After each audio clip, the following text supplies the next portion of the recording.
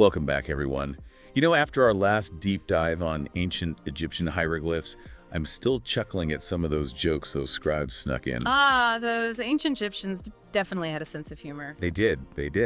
But today, we're trading the pyramids for the Parthenon. We're venturing into the realm of ancient Greek philosophy. Exactly. Get ready for a deep dive into some of Plato's most famous analogies, the sun and the divided line. Now, I know what you might be thinking, analogies. A bit abstract, maybe. Maybe a little dusty, but trust me on this. These aren't just some stuffy academic concepts.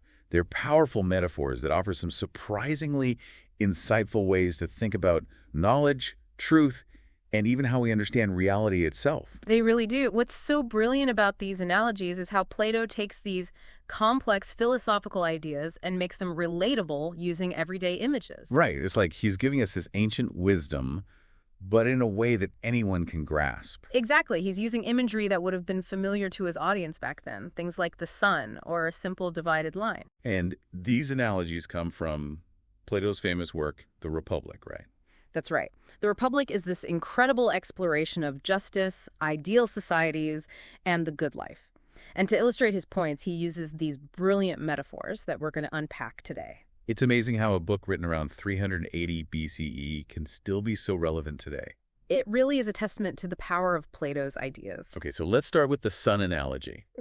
In this one, Plato compares the sun to something he calls the form of the good. And this is where things get really interesting.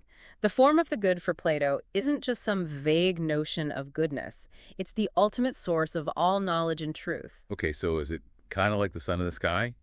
But instead of illuminating the physical world, the form of the good is illuminating, like, the world of ideas and understanding. Exactly. Just like the sun allows us to see everything around us, the form of the good illuminates our minds and allows us to understand the world, to understand concepts, to understand truth. So without it, we'd be stumbling around in the dark, both literally and intellectually, right? Exactly. Imagine trying to find your way around a pitch-black room. You wouldn't be able to see anything. You'd be bumping into things. Oh, I've been there. Midnight snack runs can be treacherous. Right. But with a light switch, suddenly everything becomes clear. You can see where you're going. You can see what's around you. And in the same way, the form of the good is what allows us to see the truth, to understand the world around us. Got it. So it's not just about seeing. It's about the very ability to comprehend. Right. Precisely. And here's where it gets really powerful. This analogy isn't just some abstract philosophical concept. Plato is saying that anytime we feel lost or confused, like we're in the dark about something. Like when you're trying to assemble furniture from those impossible to decipher instructions. Exactly. It's a sign that we need to keep searching for that illuminating form of the good. We need to keep asking questions, keep exploring, keep seeking deeper understanding. So even if we don't fully grasp this form of the good, the very act of seeking it brings us closer to understanding. Absolutely. It's like we're all on this intellectual journey guided by the light of the form of the good. I love that image. Yeah. Okay, now on to the divided line. From what I've heard, this one is a bit more intricate. But hey, we're up for the challenge, right? Of course. In this analogy, Plato uses a divided line to represent different levels of knowledge and reality. So it's kind of like a ladder, with each rung representing a higher level of understanding. A ladder to enlightenment, you could say. There are 4 main sections to this divided line, and each one represents a different way of knowing, a different level of reality. Intriguing. So what's on these different levels of the divided line then? The first 2 rungs represent the visible world, the world we experience through our senses. Okay, so is that like the most basic level of knowledge? Exactly. Think of shadows, reflections, images. Plato argued that these are just copies far removed from true knowledge. Like those blurry selfies you try to delete before anyone else sees them? Something like that.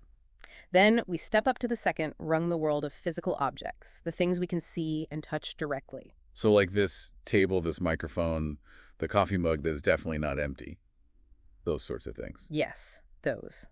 But even these objects, Plato argued, are still just shadows of something deeper, something more real. Wait. So the stuff we experience in the physical world, the things we can see and touch, that's not the most real. Mind blown. That's where the top 2 rungs of the divided line come in. These represent the intelligible world, the world of ideas and concepts. Okay, so we've climbed from shadows to objects, and now we're getting into the realm of, like, pure thought. Precisely. The third rung is about abstract thought, things like math, logic, reasoning. We're using our minds to grasp concepts and relationships, but we're still not at the highest level. This is where I usually need to take a break. Too much thinking. No worries, we'll take it step by step.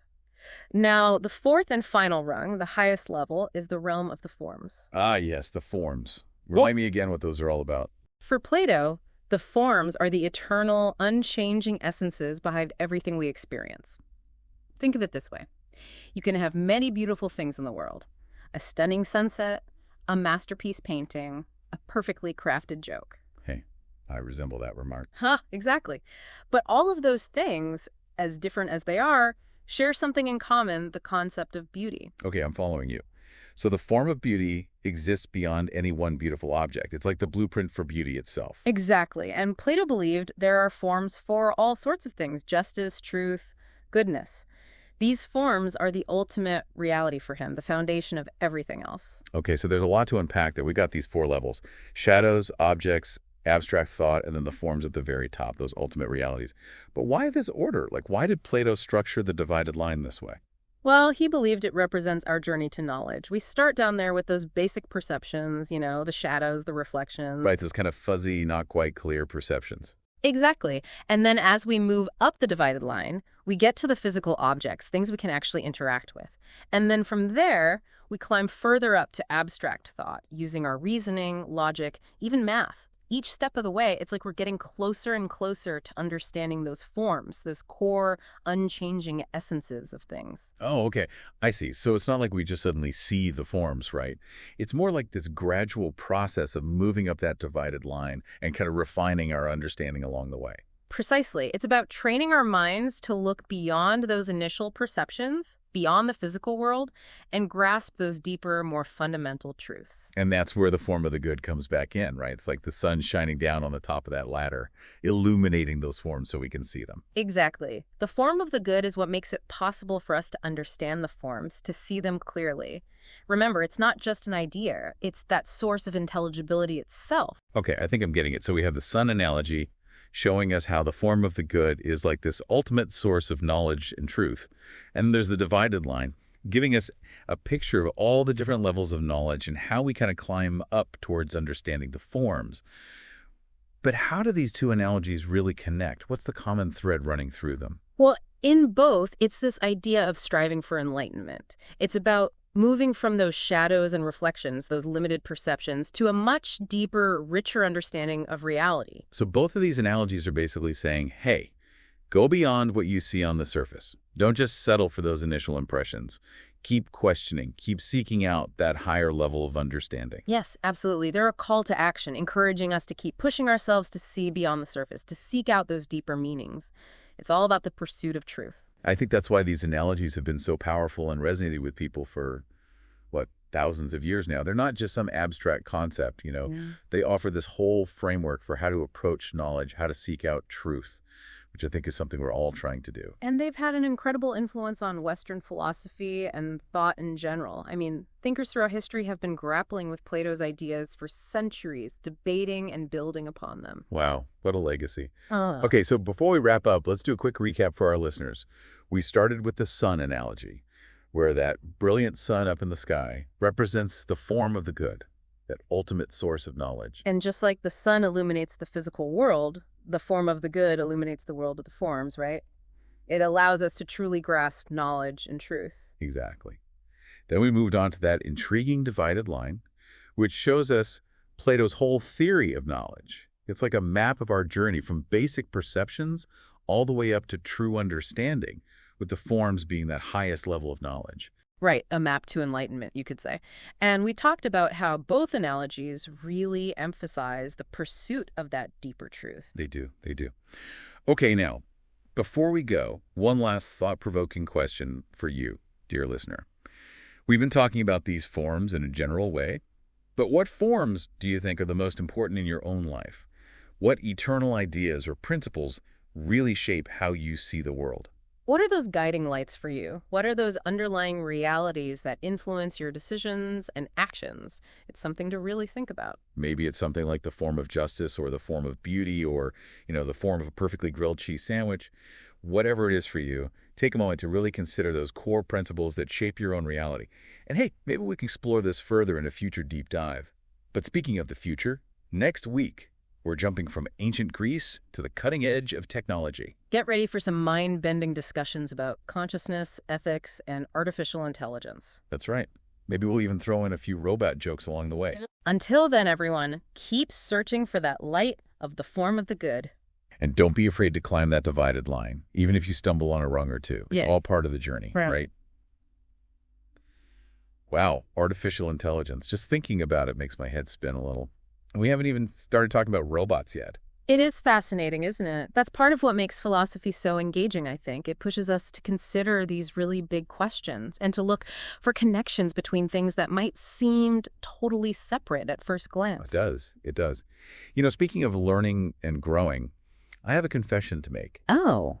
When I first encountered these Platonic analogies, I'll be honest, I wasn't sure what to make of them. All this talk about forms and shadows, and it seemed a little out there, you know. Oh, I can totally relate to that. It definitely takes some time and effort to really wrap your head around these concepts.